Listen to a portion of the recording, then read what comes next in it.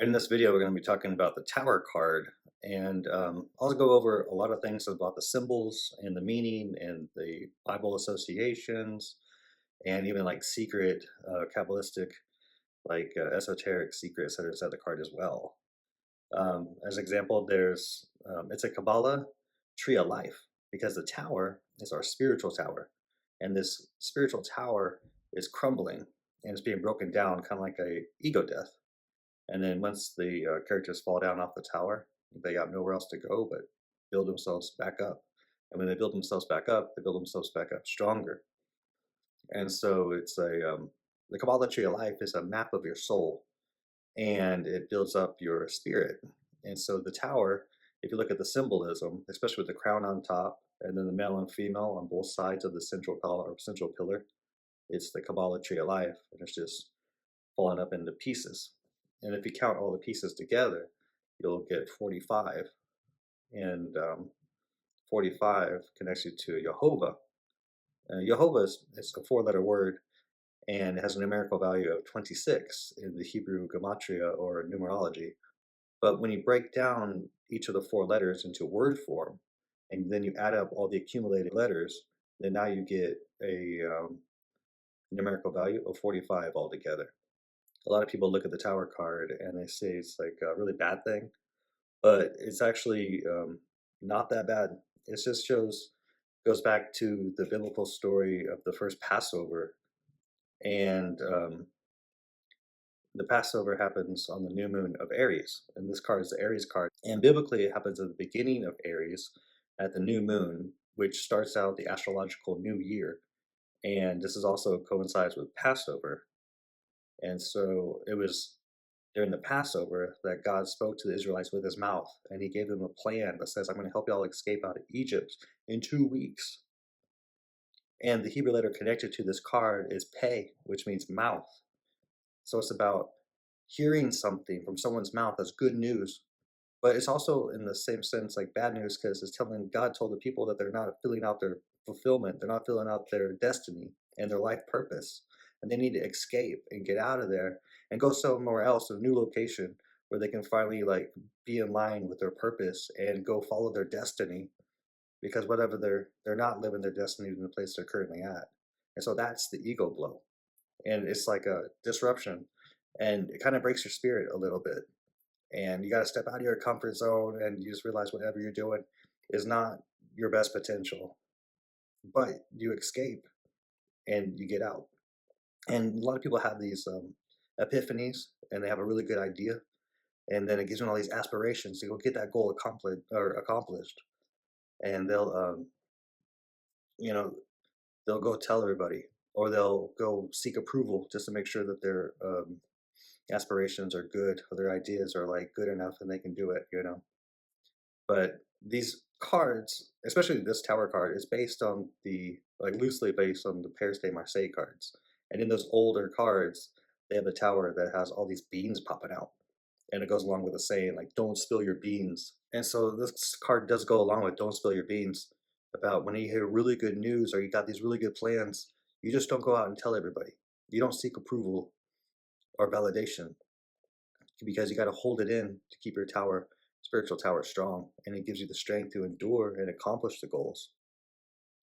And sometimes you get evil eye when you go out and you tell the wrong people, or people that just don't back up and follow your dreams or want to push you up. Some people might get jealous, or people just might be negative, or you might not get the same validation you were hoping for. People might not even care, and then it kind of breaks your spirit. um, Back to this Passover story. The Israelites, they couldn't go out and tell anyone, because if their plans got out to the Egyptians, then they might not like succeed with their escape, or they couldn't tell anybody who they didn't trust, and so they only could tell who needed to know and who was in on the secret plan. And the plan was from the new moon until the full moon, which is 2 weeks, and it's really hard to keep good news for 2 weeks. And so a lot of times you get this card, it's always about you hearing good news or getting a good idea that'll get you out of a certain situation and help you move to the next new situation that's a lot better, where you could be like really fulfilling your purpose and you really are going places. literally or figuratively. A lot of times I get this card for people, it is in a like practical sense, actually having to move to a new location. And that new location having this promise of it being better than where you were currently at. And it aligns you with your purpose. And it leads you to a life that's more fulfilling. Let's look at the symbols of the card. When you look at it, it's the Kabbalah Tree of Life, right? It is the crown at the very top, Keter, and then it's getting hit by a lightning bolt. And then you have a male and female, and the Kabbalah Tree of Life has three pillar system, whereas the right side is male, the left side is female, and then the middle is the central pillar, which is balances out the two polarities. And you'll see here, you'll see the female falling on the uh, the right side of the card, and then you'll see the male falling down on the left side of the card, which are like Adam and Eve characters. And this is unbalanced. So you see the whole tower has been rocked and it's off balance, and it hits the ground. And then once it hits rock bottom, it's got nowhere else to go but bounce back up and start over, which goes along again with the Passover story, where it's all about new beginnings, rebirth, and starting out brand new, and new year, new me kind of vibe. And also on the first of Aries, on that new moon, it also starts out the biblical new year, and it's also the first like astrological new year, as Aries being the first of the first month out of the calendar. And so this could be definitely like a new year card. And then that's why the Adam and Eve characters are dressed up in festival costumes, because they're celebrating the new year. And they're also a crown at the very top, because during the new year is whenever they set the reigns of the kings. So if there was like King Henry V in his 6th year as king, this new year will be his 7th year as reign as king, and then so on and so forth. But it's always on the first of the year of Aries is when they set that new year. And then when you look at deeper into the symbols, you get the lightning bolt, and the lightning bolt is a zim zoom, and the zim zoom is this like epiphany, lightning striking you, and it rocks you to your core. And that usually is that really good news, that new inspiration into intuitive insights, and you got that really good idea, and